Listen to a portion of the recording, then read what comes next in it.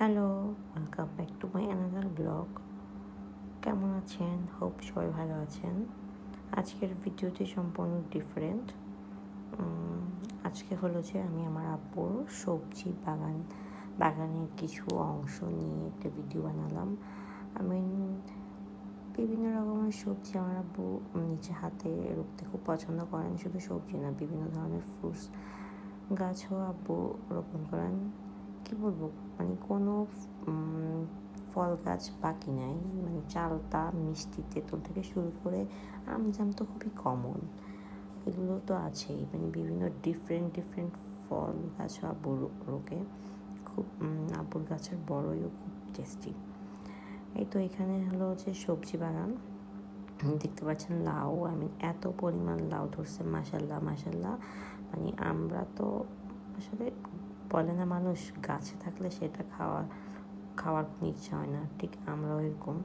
গাছে যত রকমের সবজি আছে আমরা কিছুই খাই না, মানে বাজার থেকে আনলে সেটা খুবই অনেক বেশি আকর্ষণ লাগে, বাট গাছে ধরলে না তেমন মনে হয় যে মানে ইন্টারেস্ট কমে যায়। বাই দ্য ওয়ে, যে ছোটো ছোটো করলাও ছিল। মানে আশেপাশে মানুষকে দিয়েও শেষ করা যায় না। এই যে চাল কুমড়া, দেন নিচে ছিল পুঁই শাক, মেবি পালং শাক বা পুঁই শাক, যে কোনো একটা হবে। যে টমেটো, মাশাল্লাহ এত টমেটো ধরেছে। আম্মু আবার দেখলাম যে সসও বানাইছিল।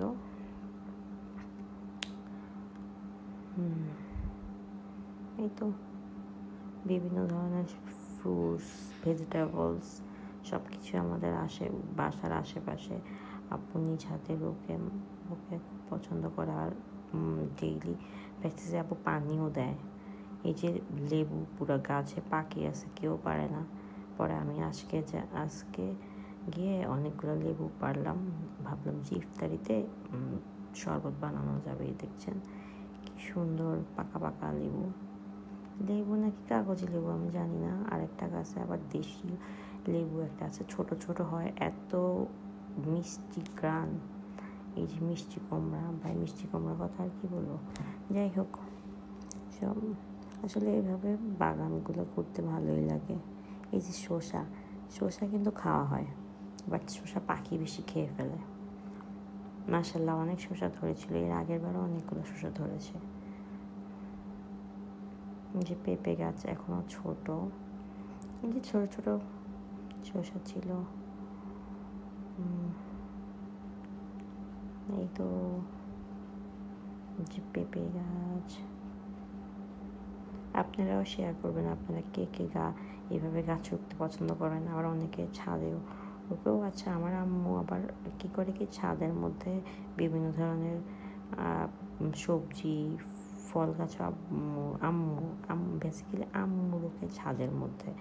টুকটাক আম্মু দেখলাম যে অ্যালোভেরা, দেন হচ্ছে যে কয়েকটা ফুল গাছ, আবার দেখলাম যে বড়ই গাছও রুকছিল আমার ছাদের মধ্যে, আবার কমলা গাছ রুকছিল, ওইটাতে আবার কমলা ধরেছিল।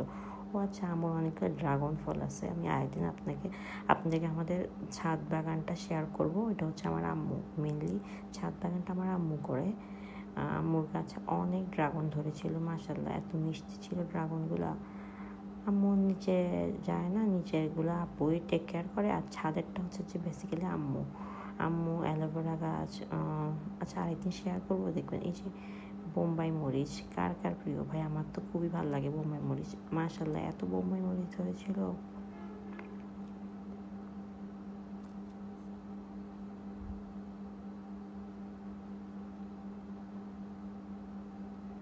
যে দেখতে পাচ্ছেন,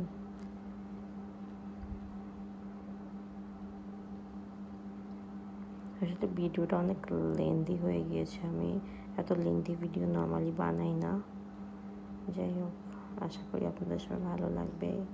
আর ভালো না লাগলেও কিছু করার নেই। আসলে আমি আমার শখে এইসব ভিডিও বানাই। এটা আমার অনেক দিনেরই হ্যাবিট ছিল। মানে টুকটাক ভিডিও বানাই, শেয়ার করি। দেখছেন কত সুন্দর, আলহামদুলিল্লাহ। সবাই কিন্তু মাশাআল্লাহ বলবেন। এই যে আচ্ছা, লাল মরিচ ছিল, আবার কালি মরিচও ছিল। ওগুলো আবার ভিডিও করা হয় নাই।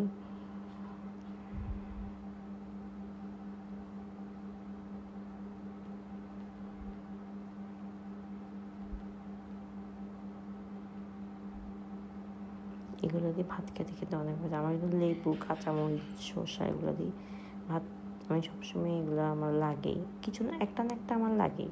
না হোক লেবু থাকতে হবে, না হলে হচ্ছে যে শসা থাকতে হবে, না হচ্ছে বোম্বাই মরিচ থাকতে হবে। এই যে বেগুন ভাই, এই যে 2 জাতের বেগুন, এখানে দুনিয়ার বেগুন। এগুলো গাছের মধ্যে দেখলাম অনেকগুলো নষ্ট হয়েছিল।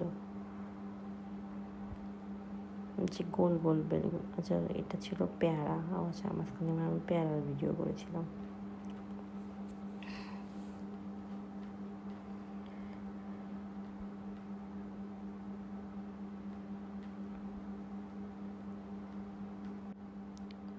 ওকে, সবাই ভালো থাকবেন, আর হচ্ছে আমাদের জন্য দোয়া করবেন, আর ভিডিওটি লাস্ট পর্যন্ত দেখবেন। আল্লাহ হাফেজ।